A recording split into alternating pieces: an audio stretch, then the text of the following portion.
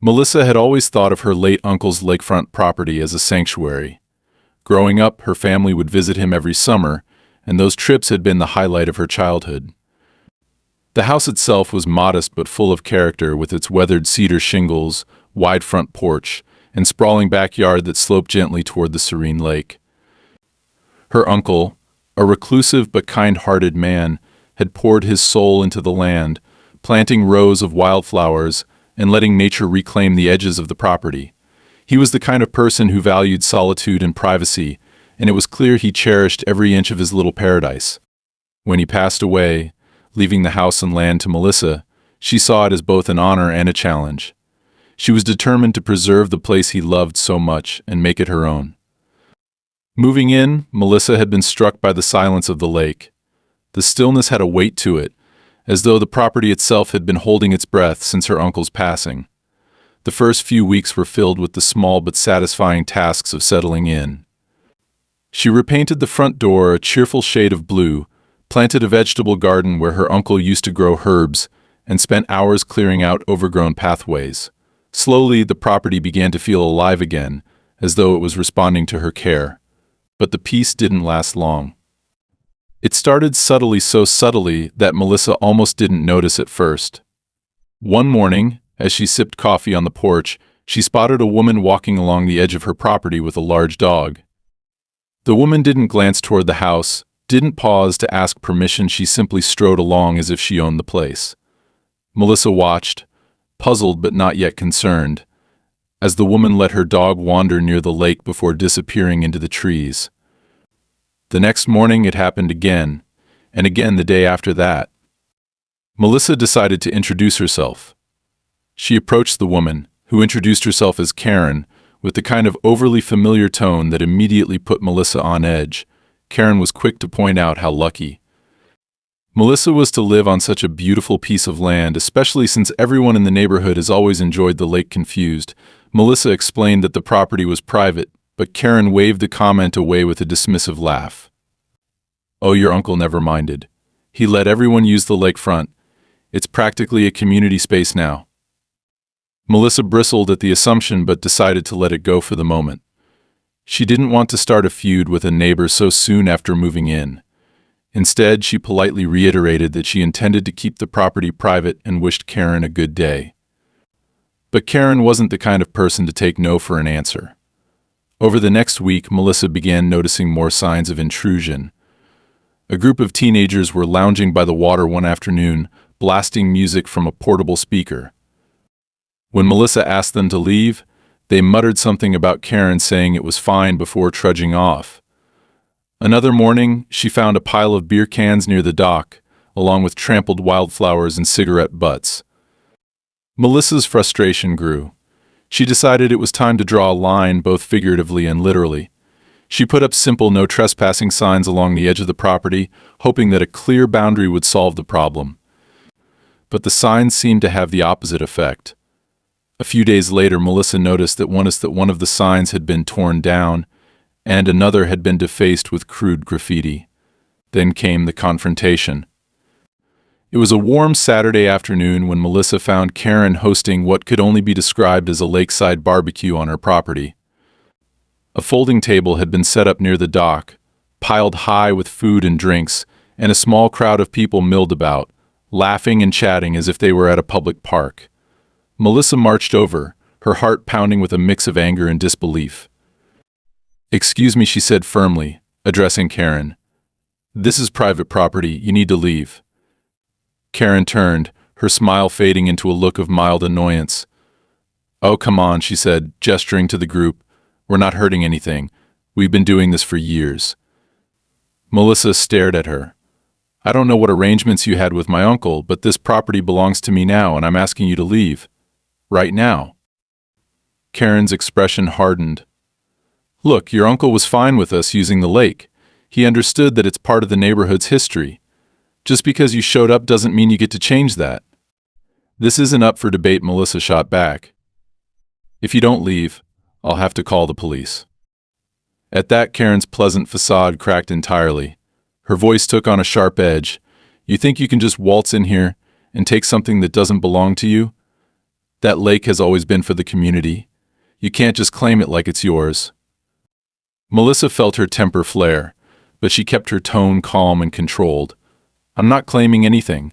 I have the deed to this property, and it includes the lakefront. If you have an issue with that, you can take it up with the county." Karen scoffed, muttering something under her breath as she waved for her guests to start packing up. "This isn't over," she said, pointing a finger at Melissa. "You'll regret being so unneighborly." As the group slowly dispersed, Melissa stood by the dock, watching them leave with a sinking feeling in her stomach. The confrontation had left her shaken but resolute. This was her home, her sanctuary, and she wasn't going to let anyone take it away from her. But she also couldn't shake the feeling that Karen's parting words weren't just an idle threat. The tension between Melissa and Karen escalated faster than Melissa could have anticipated.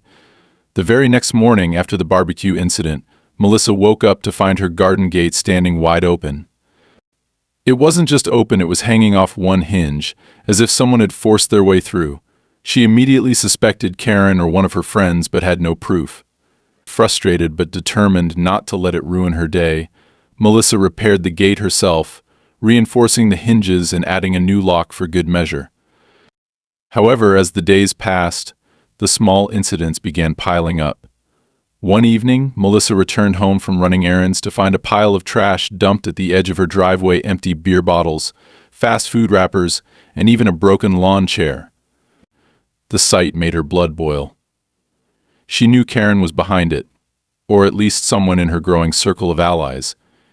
It wasn't just the inconvenience of cleaning it up, it was the blatant message it sent. Karen wasn't going to back off. Then came the noise.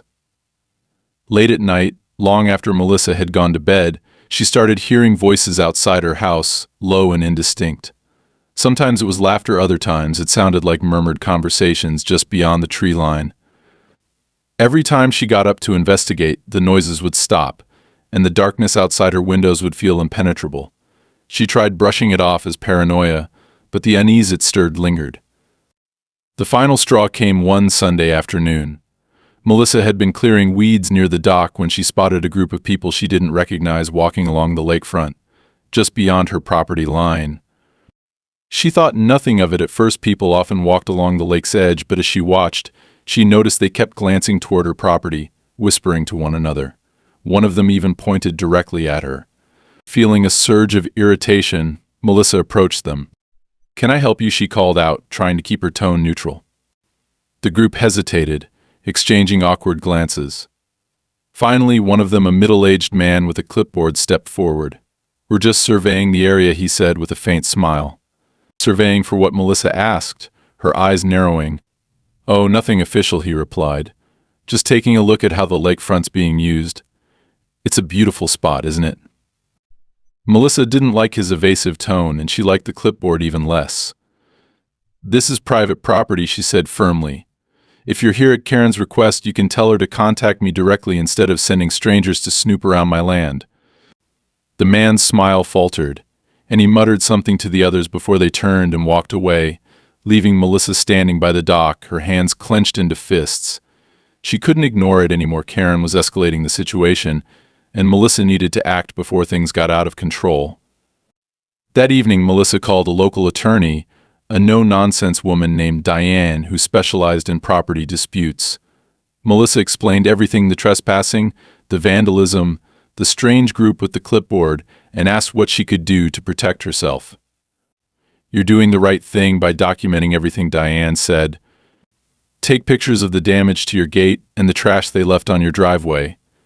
Keep a record of every incident, no matter how small. And I'd recommend looking into a professional survey of your property lines, just to be absolutely certain where your boundaries are.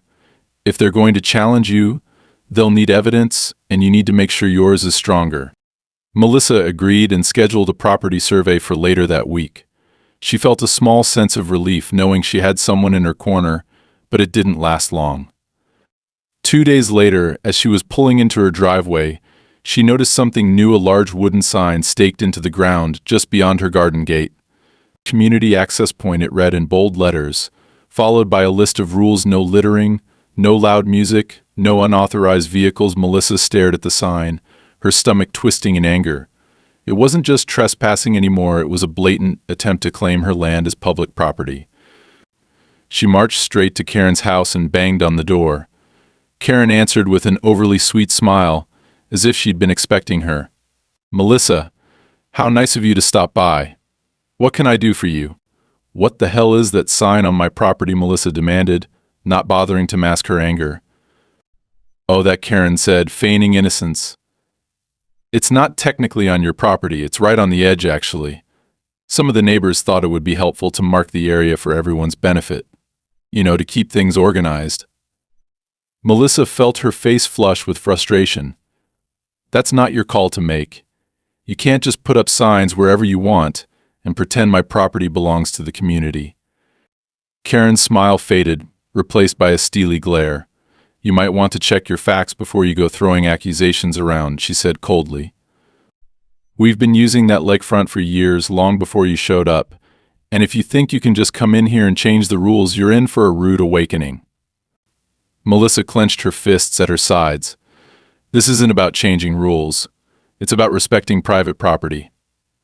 I'm not going to let you or anyone else walk all over me." Karen raised an eyebrow, her tone dripping with condescension.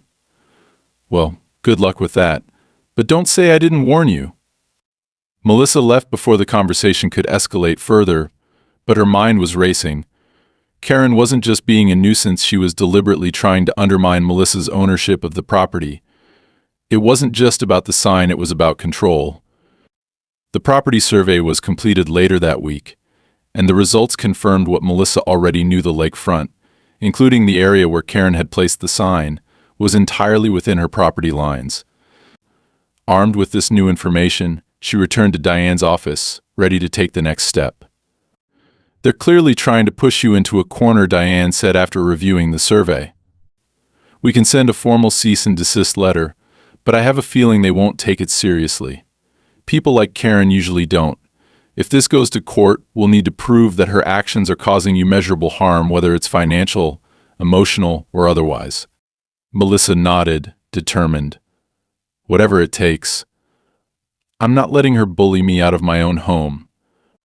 But as she left Diane's office, she couldn't shake the feeling that Karen had more tricks up her sleeve. And she was right. A few days later, Melissa woke up to the sound of hammering outside her window. She rushed to the front door and was met with a surreal sight. Karen and a group of neighbors were driving wooden stakes into the ground along the edge of her property, stringing up bright yellow caution tape as if cordoning off a crime scene. "What the hell are you doing?" Melissa shouted, storming toward them. Karen turned, holding a clipboard in one hand and a mallet in the other. "We're just marking the boundaries," she said with a smug smile. "For the sake of clarity, of course." Melissa could barely contain her rage. "You don't get to decide my property boundaries. The survey already confirmed they're exactly where they've always been." Karen shrugged, her tone infuriatingly casual. "Well, until this all gets sorted out officially, we're just doing what's best for the community. You understand, don't you?" Melissa stood her ground, her voice steady despite the anger simmering beneath the surface. "You're trespassing? All of you. Leave now, or I'll have no choice but to call the police."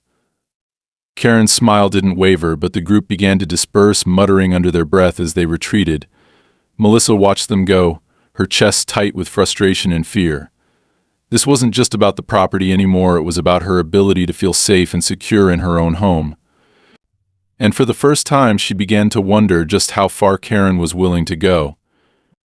Melissa's decision to take a firm stand against Karen and her growing band of supporters felt like the right move, but it was immediately clear that Karen had no intention of backing down. The morning after Melissa confronted Karen and her neighbors about the makeshift boundary markers, she woke up to find a notice taped to her front door. The paper was thick and official-looking, printed with bold lettering that read, "Notice of property dispute pending investigation." Melissa's stomach twisted as she read the details. The notice claimed that a formal complaint had been filed alleging that Melissa's fencing and landscaping extended onto community land, and that any further changes to the property would be prohibited until the matter was resolved. Melissa immediately suspected Karen's involvement, but the complaint was anonymous, making it impossible to prove. Frustrated but determined, she called Diane, her attorney, and explained what had happened. Diane sighed heavily on the other end of the line. "This is a common tactic in disputes like this," Diane said. "They're trying to tie you up in bureaucracy, hoping you'll get frustrated and give in. But don't worry. As long as you have the survey results in your title documents, this won't hold up. It's just a delay tactic." Despite Diane's reassurances, the situation was taking its toll. Over the next few days, Melissa began noticing more signs of hostility. Her garbage cans were mysteriously overturned, their contents strewn across her driveway. The bright yellow caution tape that Karen and her group had put up along her property line reappeared overnight, even after Melissa had torn it down. One evening she found deep tire tracks gouged into the soft dirt near her dock, as if someone had deliberately driven through it. The final blow came when Melissa received a letter from her homeowner's insurance company. The letter stated that they had been alerted to an ongoing property dispute involving her land, and that her policy might be subject to review if the issue wasn't resolved soon. Melissa's hands trembled as she read the letter. This wasn't just about Karen's petty behavior anymore. Her actions were starting to affect Melissa's finances and stability. Furious, Melissa decided it was time to escalate her own efforts. She contacted Diane and asked her to draft a formal cease and desist letter to Karen. The letter outlined the results of the property survey, reiterated Melissa's legal ownership of the land, and demanded that Karen and her supporters immediately cease any further trespassing, vandalism, or interference. Melissa had the letter delivered by certified mail, ensuring that Karen couldn't deny receiving it. For a brief moment, it seemed like the letter might have worked. The next few days were quiet. Melissa didn't see Karen or any of her neighbors near the lake, and there were no new signs of sabotage on her property. She allowed herself to hope that the conflict was finally dying down. That hope was shattered the following weekend. Melissa had invited a few friends over for a quiet evening by the lake, hoping to reclaim some sense of normalcy. As they sat around the fire pit, laughing and catching up, Melissa heard the unmistakable crunch of footsteps on gravel. She turned to see Karen standing just beyond the edge of her property, flanked by two other neighbors. "Is there something I can help you with?" Melissa called out, doing her best to keep her tone neutral. Karen crossed her arms, her expression cold. "Just making sure you're not doing anything that violates community guidelines," she said. "We've already filed a formal complaint about this property, so don't think we're not watching." Melissa's friends exchanged uneasy glances, but Melissa refused to be intimidated. "You're trespassing again," she said firmly. "Leave or I'll have to involve the police." Karen smirked. "Go ahead. Call them. Let's see how they feel about your little bonfire so close to the lake. Pretty sure that's a violation of the environmental code." Melissa's patience snapped. "I'm not the one breaking the law here," she said, stepping closer. "I have every right to enjoy my property without harassment from you or anyone else. This is the last time I'm asking nicely get off my land." Karen and her entourage hesitated, clearly caught off guard by Melissa's resolve. After a tense moment, they turned and walked away, but Karen's parting words sent a chill down Melissa's spine. "This isn't over," Karen said, her voice low and venomous. "You think you've won, but you'll regret this." The next morning, Melissa discovered that someone had slashed the tires on her car. All four of them, punctured cleanly and deliberately. She stood in her driveway, staring at the damage, her hands shaking with rage. She knew this was Karen's doing, or at least one of her supporters, but proving it would be nearly impossible. She called the police to report the vandalism, but the officer who arrived was polite but non-committal. "We'll file a report," he said, jotting down notes in his pad. "But without witnesses or evidence, there's not much we can do. Do you have any security cameras on the property?" Melissa felt a surge of frustration. She had installed cameras near her front door and the dock, but they didn't cover the driveway. It was a glaring oversight, and she resolved to fix it immediately. She spent the rest of the day researching surveillance systems and ordered several new cameras to ensure there wouldn't be any more blind spots. In the meantime, Diane continued to push back against Karen's complaint. She filed a formal response with the local authorities, presenting the survey results and title documents as evidence of Melissa's ownership. Diane also requested an expedited hearing to resolve the dispute, arguing that the ongoing harassment was causing Melissa undue stress and financial harm. As Melissa waited for a response, the harassment continued. Karen seemed to thrive on creating chaos, finding new ways to push Melissa's buttons. One morning, Melissa found a dead fish nailed to her garden gate, its bloated body swarming with flies. Another time, she came home to discover that someone had spray-painted the words community land in bold red letters across her dock. But Karen wasn't content with just physical intimidation. She began spreading rumors throughout the neighborhood, telling anyone who would listen that Melissa was a troublemaker who was trying to take the lake away from the community. Melissa could feel the shift in how people treated her neighbors who used to wave or say hello now avoided eye contact, and she overheard whispers and murmurs whenever she walked past. Despite everything, Melissa refused to back down. She channeled her anger and fear into action, working closely with Diane to strengthen her case. She documented every incident meticulously, took photographs of every act of vandalism, and kept detailed notes of every interaction with Karen and her allies. The breaking point came when Melissa discovered that Karen had filed yet another complaint, this time accusing Melissa of building an illegal structure on her property. The so-called structure was nothing more than a small tool shed that had been there for years, long before Melissa inherited the property. But the complaint forced Melissa to go through yet another round of inspections and paperwork, further delaying any resolution to the dispute. Melissa's frustration boiled over during a late-night phone call with Diane. "She's not going to stop," Melissa said, her voice trembling. "She'll keep coming after me until she gets what she wants." "That's exactly why we can't give her an inch," Diane replied. "She's hoping you'll get tired and give up. But the more she pushes, the stronger our case becomes. Every complaint, every act of vandalism, it's all evidence of her harassment." Melissa took a deep breath, trying to steady herself. She knew Diane was right, but the constant attacks were wearing her down. Still, she refused to let Karen win. This was her home, her sanctuary, and she was prepared to fight for it, no matter how long it took. Unbeknownst to her, however, Karen had one more move planned, one that would force Melissa to confront just how far her neighbor was willing to go. Melissa hadn't imagined the lengths Karen would go to, but by the time she received a formal summons for a property dispute hearing, she wasn't surprised. The document arrived early one morning, hand-delivered by a courier, and outlined Karen's claim that the lakefront portion of Melissa's property had historically been used as a public community space and should remain accessible to all.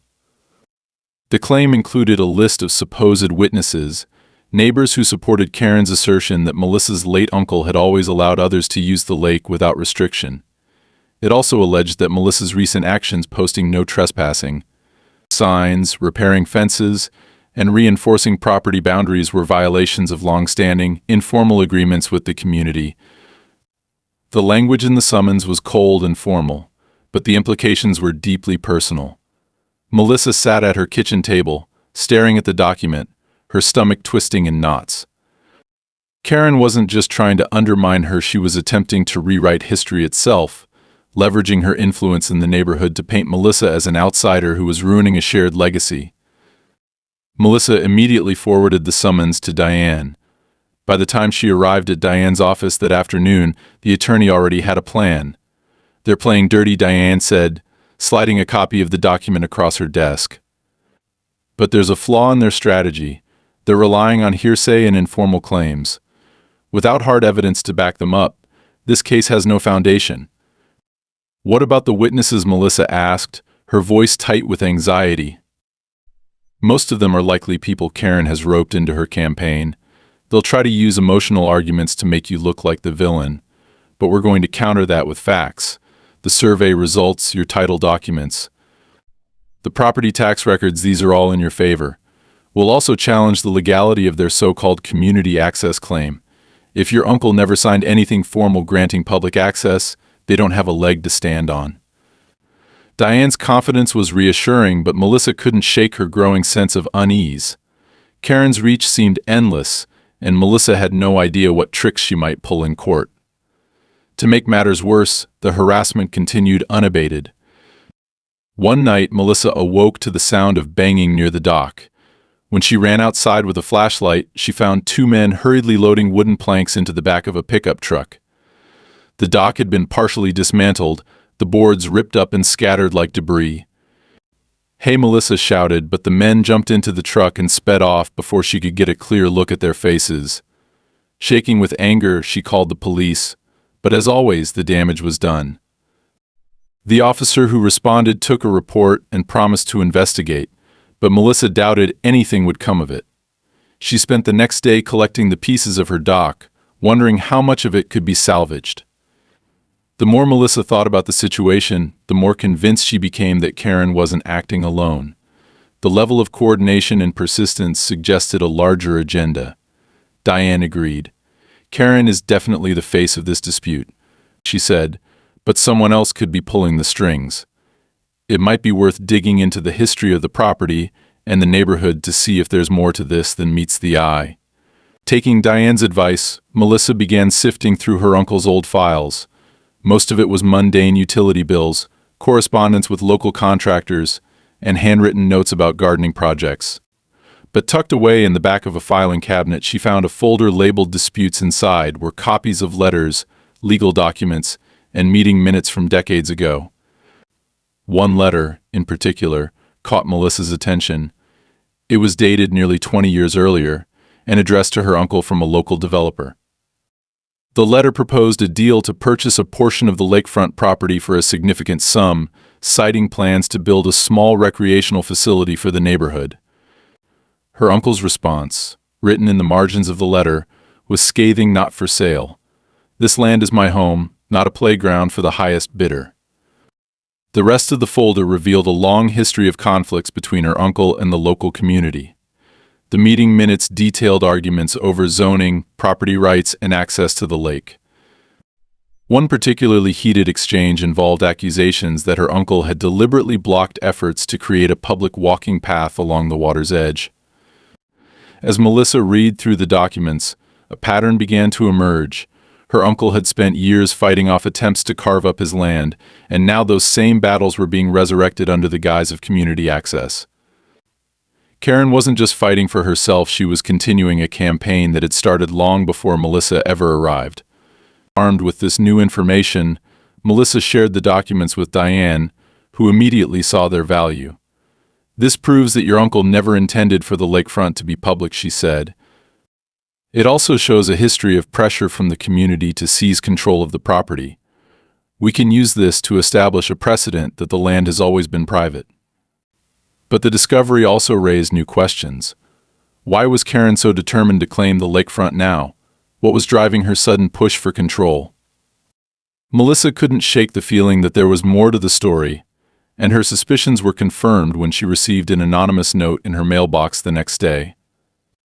The note was written in block letters, its tone both cryptic and threatening. "You don't know what you're dealing with. Walk away while you still can." Melissa's heart raced as she read the message. It was clear that someone wanted her to give up the fight, but the note only strengthened her resolve. She installed additional security cameras around the property and began documenting every interaction with Karen and her supporters, determined to protect herself and her home. As the court date approached, Karen ramped up her efforts. She organized a community meeting at her house, inviting neighbors to voice their concerns about Melissa's behavior. Melissa wasn't invited, but Diane obtained a recording of the meeting from a sympathetic neighbor who had grown tired of Karen's antics. The recording revealed Karen making inflammatory statements, accusing Melissa of ruining the neighborhood and hoarding resources that belonged to everyone.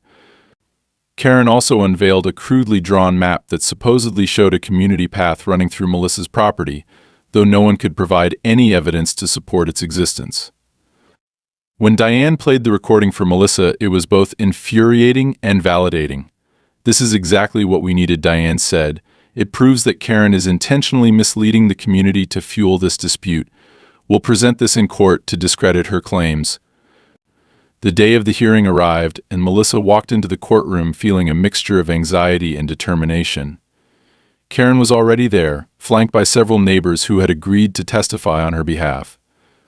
She looked smug and confident, but Melissa refused to be intimidated. Over the course of the hearing, Diane systematically dismantled Karen's case. She presented the property survey, the title documents, and the historical records from Melissa's uncle, all of which clearly established Melissa's ownership of the land. When Karen's witnesses were called to testify, Diane cross-examined them, exposing inconsistencies in their stories and highlighting their lack of concrete evidence. The turning point came when Diane played the recording of Karen's community meeting. The judge listened intently as Karen's inflammatory statements filled the courtroom, her attempts to manipulate the narrative laid bare for everyone to hear. By the time the recording ended, Karen's confidence had visibly faltered. In her closing argument, Diane emphasized the importance of property rights and the harm Karen's actions had caused Melissa. "This isn't just about land," she said. "It's about respecting boundaries, both legal and personal. My client has endured harassment, vandalism, and intimidation, all because someone decided they were entitled to something that doesn't belong to them. The evidence speaks for itself. This land is private, and it always has been." As the judge adjourned the hearing to deliberate, Melissa felt a surge of hope. For the first time in months, she felt like she had a chance to put this nightmare behind her. But as she left the courtroom, she caught a glimpse of Karen, her expression dark and unreadable. Melissa knew the fight wasn't over yet. The courtroom victory should have been a turning point for Melissa, but she quickly realized that Karen wasn't going to accept defeat so easily. While the judge had sided with Melissa and formally recognized her ownership of the lakefront, Karen's demeanor as they left the courthouse suggested she was far from done. There was no apology, no acknowledgement of wrongdoing, only a piercing glare and a muttered, "This isn't over." As she brushed past Melissa on her way out, Melissa knew better than to underestimate her adversary.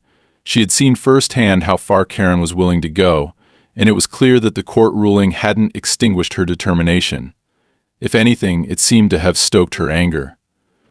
For a few days, things were quiet, and Melissa allowed herself to hope that the ordeal might finally be behind her. But that hope was short-lived. It started subtly, as it always did. One morning, Melissa woke to find her mailbox smashed in, the metal twisted and bent, as if someone had taken a bat to it. She reported the incident to the police, but the officer who came to file the report could only shrug. "Could have been kids messing around," he said, though Melissa doubted that. The timing was too convenient, and the damage felt personal.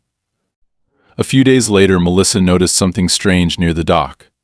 Small, rusted nails had been scattered across the dirt path leading to the water, their sharp points glinting in the sunlight. It was clearly intentional, and it wasn't just inconvenient, it was dangerous.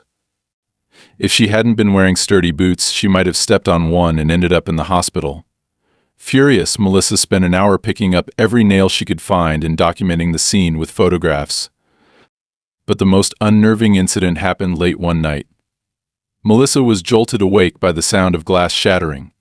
Heart pounding, she grabbed her phone and a flashlight and crept toward the source of the noise, which seemed to be coming from the side of the house. When she reached the living room, she found one of the windows completely shattered, shards of glass scattered across the floor. Outside, the faint sound of footsteps crunching on gravel faded into the darkness. Melissa immediately called the police, but by the time they arrived, there was nothing to find. The officer suggested it might have been a wild animal or a rogue baseball from a neighbor's yard, but Melissa knew better. This was a message. By now, Melissa was beyond angry, she was exhausted. The constant stress of dealing with Karen's harassment was taking a toll on her, both mentally and physically. She felt like she was in a never-ending battle, constantly on edge and unable to fully relax in her own home. She had installed additional cameras and motion-activated lights, but even with these precautions, she couldn't shake the feeling of being watched. Melissa turned to Diane for guidance. "What more can I do?" she asked during a meeting at the attorney's office. "I've already won in court, but it's like she doesn't care. She's not stopping." Diane nodded, her expression grim. "Unfortunately, some people don't respond to legal boundaries the way they should. Karen seems determined to make your life miserable, regardless of the consequences. But we're not out of options. If the harassment continues, we can pursue a restraining order or even file a civil suit for damages. In the meantime, I'd recommend documenting everything, every broken window, every nail, every suspicious incident. The more evidence we have, the stronger your case will be. Melissa followed Diane's advice, keeping a meticulous record of every act of vandalism and intimidation. She also decided to take matters into her own hands in a different way. If Karen wanted to play dirty, Melissa was going to make it as difficult for her as possible. One evening, Melissa noticed Karen standing at the edge of her property, talking to a group of neighbors. They were gesturing toward the lake and nodding, clearly discussing something. Melissa couldn't hear what they were saying, but it didn't matter. She knew Karen was still trying to turn the neighborhood against her. Determined to put an end to the rumors, Melissa decided it was time to confront Karen publicly. At the next community meeting, Melissa showed up unannounced, armed with copies of the court ruling and a calm but firm resolve. She waited until the discussion turned to community concerns, which was clearly code for complaints about her. Karen stood up and began her usual spiel about the lakefront being a shared resource and how Melissa was ruining the neighborhood by hoarding it for herself. Melissa listened patiently, waiting for Karen to finish before standing up. "I'd like to address that," she said, her voice steady but commanding. The room fell silent as all eyes turned to her. Holding up the court ruling, Melissa said, "This is the official decision from the court. It states unequivocally that the lakefront is private property and belongs to me. Any claims to the contrary are false." She passed out copies to the attendees, making sure everyone had a chance to see the document for themselves. Karen's face turned red, but Melissa wasn't done. "I understand that many of you may have enjoyed using this space in the past, and I'm not trying to alienate anyone. But the harassment I've experienced, vandalism, trespassing, threats has to stop. This is my home, and I have every right to feel safe here.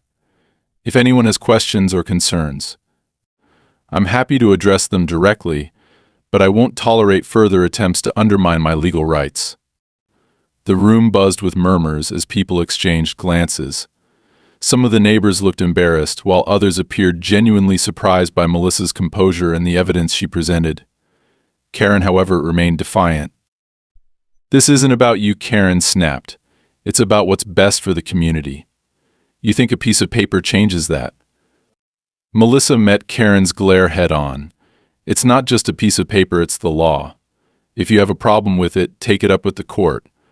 Otherwise, I suggest you respect the boundaries that have been clearly established." For the first time, Karen seemed at a loss for words. She muttered something under her breath and sat down, her face flushed with anger. Melissa felt a small surge of satisfaction but knew this wouldn't be the end of it.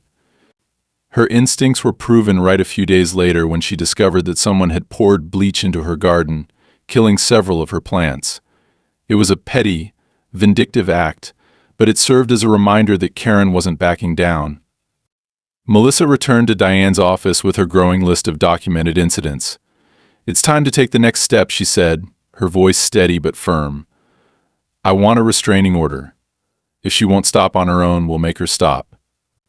Diane nodded, already drafting the paperwork. "This is the right move," she said. "It's clear that Karen isn't going to give up until she's forced to. We'll make sure the court sees just how far she's taken this." As Melissa left the office, she felt a renewed sense of determination. She was tired, yes, but she was also resolved. Karen could try to push her, intimidate her, even sabotage her, but Melissa wasn't going to let her win. This was her home, her sanctuary, and she was prepared to fight for it no matter what it took. The court date for Melissa's restraining order against Karen arrived, and the tension was palpable. Over the past few weeks, Karen's harassment had escalated to levels Melissa hadn't thought possible. Dead plants, smashed windows, and threatening notes left on her porch had become the norm. Karen's most recent stunt, spreading a false claim that Melissa's land was about to be repossessed for zoning violations, had sent the neighborhood into a frenzy. Melissa knew this was her chance to put an end to the nightmare once and for all, but she also knew Karen wouldn't make it easy. The courtroom was small but packed. Karen entered with a confident stride, flanked by a couple of neighbors who had remained loyal to her throughout the conflict. Melissa arrived with Diane, armed with months of documentation, photos, videos, police reports, and the court ruling that had already confirmed her ownership of the lakefront property. As the hearing began, Karen's lawyer launched into a defense that was equal parts condescending and inflammatory. He painted Melissa as a combative newcomer who had disrupted the harmony of the neighborhood by refusing to honor its traditions. He waved away the vandalism as unproven accusations and even implied that Melissa might have fabricated some of the incidents to gain sympathy. Melissa clenched her fists under the table but kept her expression neutral. She had anticipated this tactic. Diane, however, was unshaken. When it was her turn, she laid out the evidence methodically and unflinchingly. "We have clear documentation of harassment, vandalism, and intimidation," Diane said, clicking through a slideshow of images on the courtroom screen. The photos showed the smashed mailbox, the slashed tires, the scattered nails, and the bleach-damaged garden. Next came screenshots of the threatening notes and video footage of Karen trespassing near the dock late at night. Karen's lawyer tried to object, claiming the videos lacked context, but Diane was ready. The timestamps aligned perfectly with incidents reported to the police, she said. "This isn't conjecture, it's a pattern of behavior." The turning point came when Diane called a surprise witness, one of Karen's former allies. The neighbor, a middle-aged man named Greg, had been part of Karen's inner circle early on, but had grown increasingly uncomfortable with her tactics.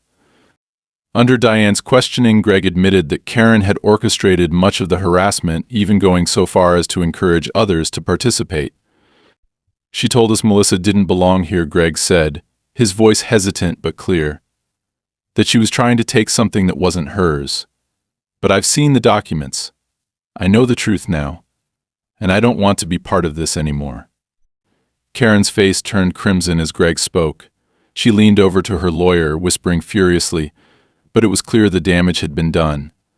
The judge, who had been listening intently, asked a series of pointed questions that Karen's lawyer struggled to answer.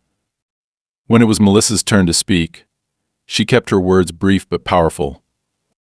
"I moved here to honor my late uncle and preserve the home and land he cared for so deeply. I never wanted a fight. But I won't stand by while my rights are trampled and my safety is threatened. This isn't about tradition or community, it's about respect and the law. All I'm asking for is to be left in peace."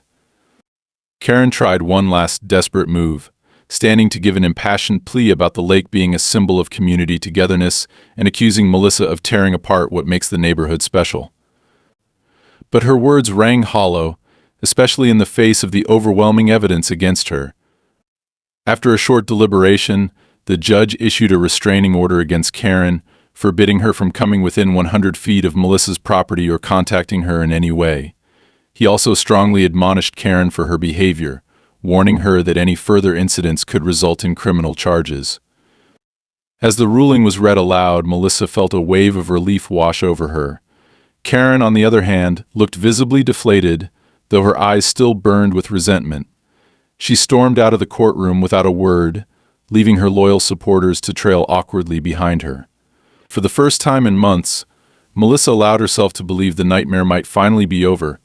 She knew Karen's pride wouldn't let her admit defeat, but the legal boundaries were now crystal clear, and Melissa felt more empowered than ever to protect her home. Diane patted her shoulder as they walked out of the courthouse. "You did everything right," she said. "She pushed, and you pushed back harder. Now she knows she can't bully you anymore." Melissa nodded, though she remained cautious. Karen had lost this battle, but Melissa wouldn't let her guard down just yet. As she drove home, passing the lake that had become the center of so much conflict, she felt a renewed sense of purpose. This was her land, her sanctuary, and she would fight to protect it no matter what. In the days following the court's decision, Melissa experienced a quiet she hadn't known in months. The tension that had gripped her life began to ease as the signs of Karen's influence around the neighborhood started to fade. Neighbors who had once avoided her or sided with Karen now offered cautious greetings or awkward apologies. A few even stopped by her property to express their support, admitting that they had been misled by Karen's lies and pressure tactics. Melissa accepted their words graciously, though she couldn't help but feel a lingering wariness. Karen, on the other hand, became something of a pariah. The restraining order had left her humiliated and isolated, her reputation in the neighborhood irrevocably tarnished. The neighbors who had supported her began to distance themselves, unwilling to be associated with her vindictive campaign. Melissa heard through the grapevine that Karen had stopped attending community events and rarely left her house except for essential errands. While Melissa felt no sympathy for Karen's downfall, she was relieved to finally reclaim her peace. Melissa's first priority was restoring her home and property to the way they were before the months of harassment. She hired contractors to repair the dock and replace the window Karen had shattered. She replanted her garden, carefully tending to the new flowers and vegetables as a symbol of renewal. The process was cathartic, a way to reclaim the space that had been at the center of so much conflict. One afternoon, as she cleared out the last of the debris near the lake, Melissa discovered a small, rusted box buried beneath a tangle of roots. Curious, she pried it open and found a collection of old photographs, handwritten notes, and a map of the property. The notes appeared to be written by her uncle, detailing his love for the land and his struggles to protect it from outside interference. One note in particular stood out. People will always want to take what they don't understand. The beauty of this place isn't just in the land itself, but in the quiet strength it gives to those who respect it. Never let them take that away from you. Melissa felt a lump rise in her throat as she read the words. Her uncle had faced his own battles over the lakefront, and now she had done the same. The box and its contents felt like a message from him, a reminder of the values he had instilled in her and the importance of standing firm in the face of adversity. To celebrate the resolution of the conflict, Melissa invited a small group of friends and supportive neighbors to her property for a quiet evening by the lake. She prepared a simple meal, set up lanterns along the dock, and watched as her guests admired the beauty of the place she had fought so hard to protect. As the sun set and the lake glowed with the colors of twilight, Melissa felt a profound sense of peace. For the first time in what felt like forever, she could fully enjoy the sanctuary her uncle had left her. The fear and frustration that had haunted her for months were now replaced by a quiet pride in her resilience and determination. Melissa knew there would always be challenges in life, but the battle over her lakefront property had taught her something invaluable: the importance of drawing boundaries, not just physical ones, but emotional and personal ones as well. She had faced down relentless opposition and emerged stronger, more confident, and more connected to the legacy her uncle had entrusted to her. As the evening wound down and her guests began to leave, Melissa stood alone on the dock, staring out at the water. The lake was still, its surface reflecting the stars above. She thought of her uncle, of the battles he had fought and the peace he had found here.